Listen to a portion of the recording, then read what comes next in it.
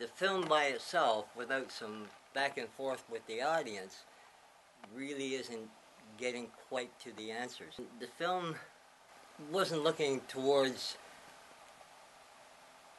projecting answers so much as it was looking at identifying a situation where we have a lot of comment in the media, in society in general, about the shrinking middle class, but nobody's talking about where they're going.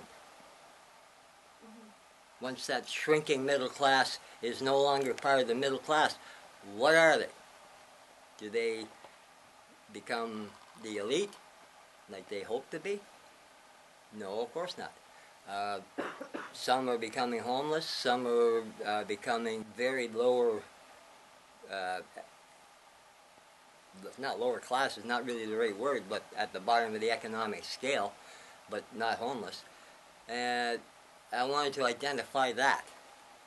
That was really the purpose. And in terms of finding solutions, I don't think that it really takes a genius to know that they've done all kinds of studies and they know what the solutions are.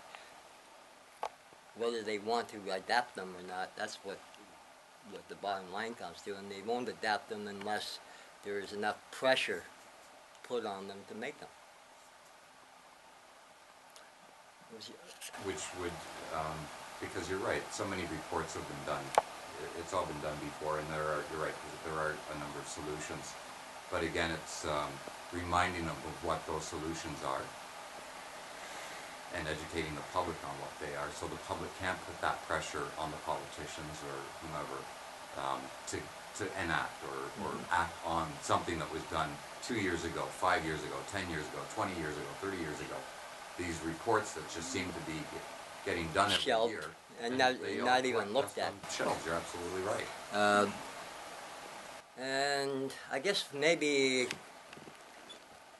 the utilizing the Access to Information Act would be a good way of doing this if you were into doing the research and getting and sorting through the massive amount of duplication of work that's been done, where they get report after report after report looking for a solution that doesn't exist, rather than adapting all of the possible solutions, any of the possible solutions that do exist.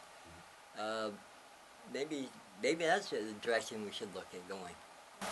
If I may, I think the solution, individuals can always act quicker and smarter than organizations can. And it comes back down to government. You're looking at like forever till we end history commitment and getting them to abolish, I was going to say slavery, sorry, but poverty. And I think, again, poverty is nothing but economic slavery. So. Well, absolutely, I agree. Absolutely, but I think, again, it comes from the individuals themselves. If you want to see action in your own life, it's going to come from within you, and you're going to mobilize the forces you need to get over that, what often seems like a Herculean hump of getting back into the mainstream of society. So true. Yeah, I'd just like to say, Susanna, Steve, and I work at Fred Victor. So it was interesting watching the film when the fellow said he had major addictions and they gave him enough stability, but there were other people with addictions there. And I was just saying to Susanna that was 2009, and we've actually raised, I guess, $13 million over the last 4 years and rebuilt Fred Victor. So it's, that's just like, that's a totally new thing. So it was interesting. We're all sitting here watching it going, yeah, it was a very difficult place. You mentioned you were, Fred Victor, you were taking in everyone.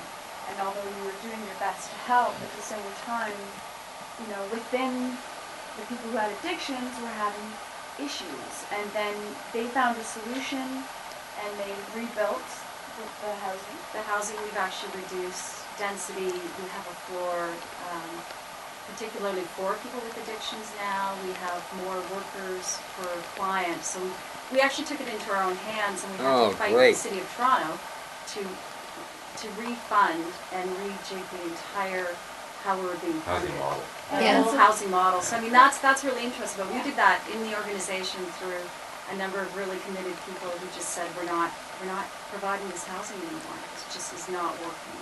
So I mean, that's an interest. So watching that, we're like, Great. yeah. By the way, Yes, Carl, true. We do. Carl now has his own apartment and he's doing quite well. That's great. That's good to hear. And I think, yeah, I must say, I was just telling Jane that what I really appreciated about the Mother City movie was that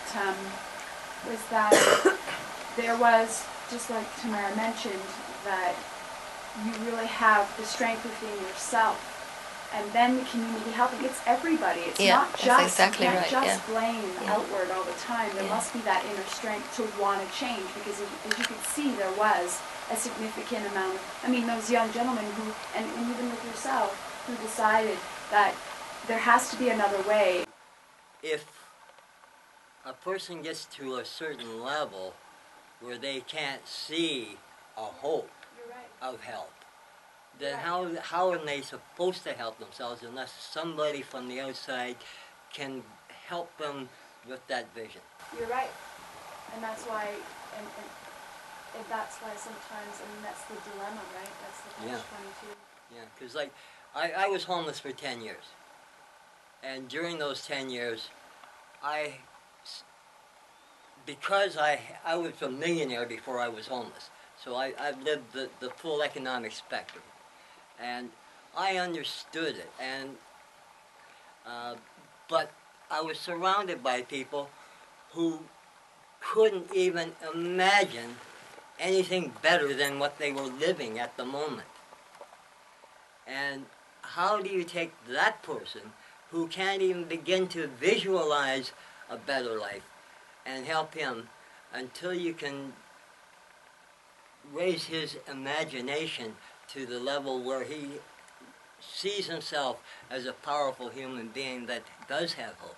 That's a very good question. And that's where programs, and I'm sorry to shill here, but we do offer life skills programs for individuals who need that. I'm glad to see that you've done what you've done there. Aid Society did come and remove our kids, which I thought was funny that they do this over in Cape Town, and now here we are in Canada where we're much more civilized and doing the same kind of brutal thing, which it was a very, very brutal experience for my family to go through. My 8-year-old, and he was just like 3 weeks into his 8th year. His entire, when you get taken away from your parents, this is like the authorities saying that your parents are no longer valid. You're no longer safe with them. And so to have that kind of idea put in a child's mind where the child is already frightened. I mean, we were already frightened before they came and frightened us even more. And one of the ladies in the last movie was saying about how it doesn't help you, not like now you've got something to fight for, it pushes you back down. In a sense it does, but only if you give up. Because if you don't, like my husband and I, when they did take our children, there was a primal mother in me that came out that was stronger than anyone I've ever encountered. And now that I know that person, I'm able to bring her into these struggles I have regularly still every day. But it's, you know, I have that strength inside me, and I discovered it because of that experience. So while it was traumatic, I did manage to get something out of it. So I hope that gives you an insight.